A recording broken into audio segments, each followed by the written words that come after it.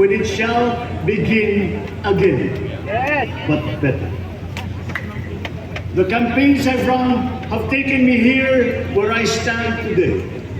I listened to you, and this is what I have heard. We all want peace in our land.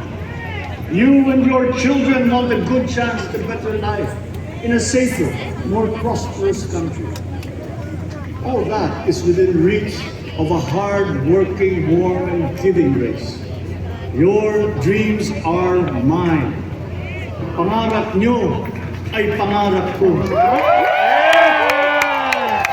How can we make them come true? How can we do it together? But I will take it as far as anyone with the same faith and commitment can, as if it depended entirely on himself. Sa pangarap na maging mapayapa ang ating bansa, ang pangarap nyo ay pangarap ko. Sa pangarap na maging maunlad ang ating bansa, ang pangarap nyo ay pangarap ko. At sa pangarap na maging mas masinan ang kinabukasan natin at ng ating mga anak, ang pangarap nyo ay pangarap ko. We are presently drawing up a comprehensive, all-inclusive plan for economic transformation. We will build back better by doing things in the light of the experiences that we have had, both good and bad. It doesn't matter. No looking back in anger or nostalgia. In the road ahead, the immediate months will be rough, but I will walk that road with you. Wow. The pandemic ravaged bigger economies than ours. The virus is not the only thing to blame. What had been well built was torn down. We will build it back better. The role of agriculture cries for the urgent attention that its neglect and misdirection now demands. Food self-sufficiency has been the key promise of every administration. None but one delivered. There were inherent defects in the old ways and in recent ways too.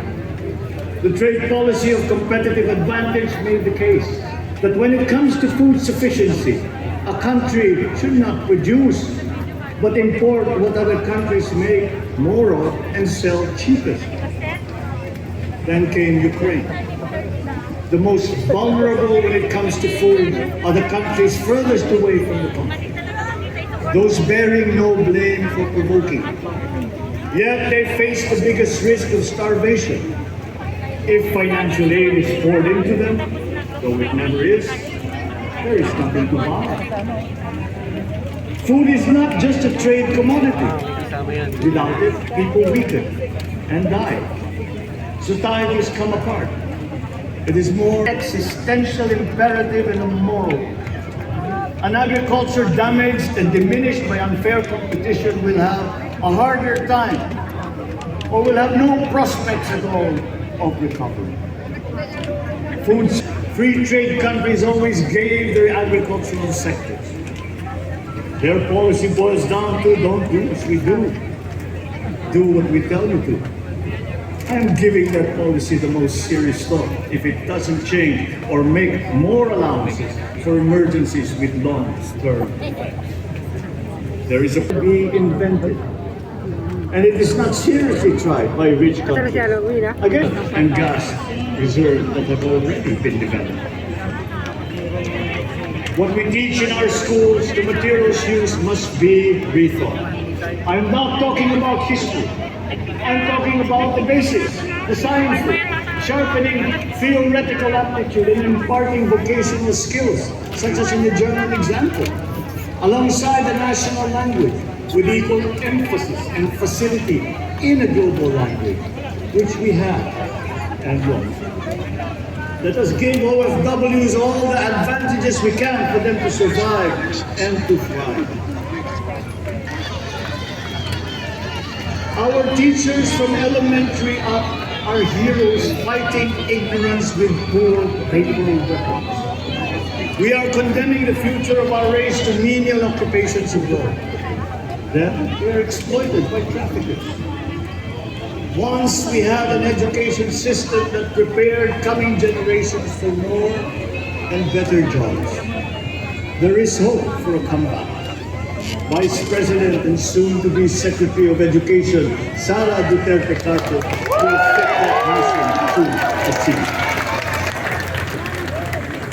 We won't be caught unprepared, under-equipped, and understaffed to fight the next pandemic.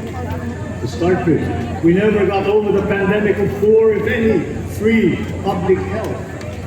The last major upgrade of a public health system, exemplified by the resources poured into PGH, predates the current shambles by 3 generations.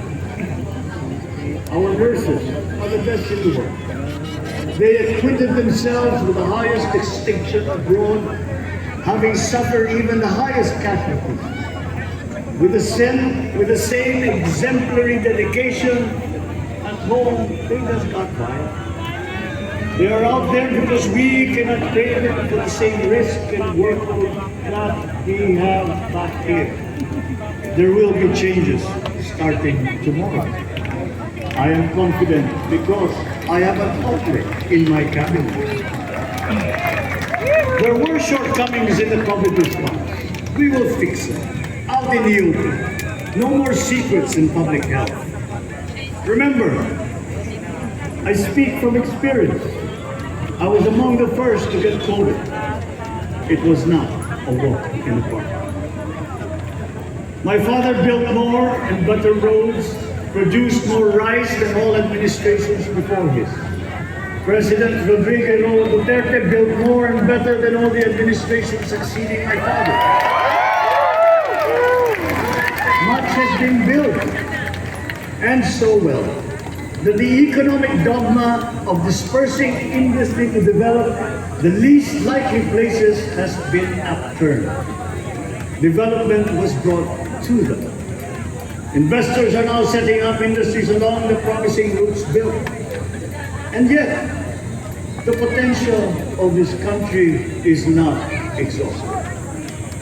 Following these giant steps, we will continue to build.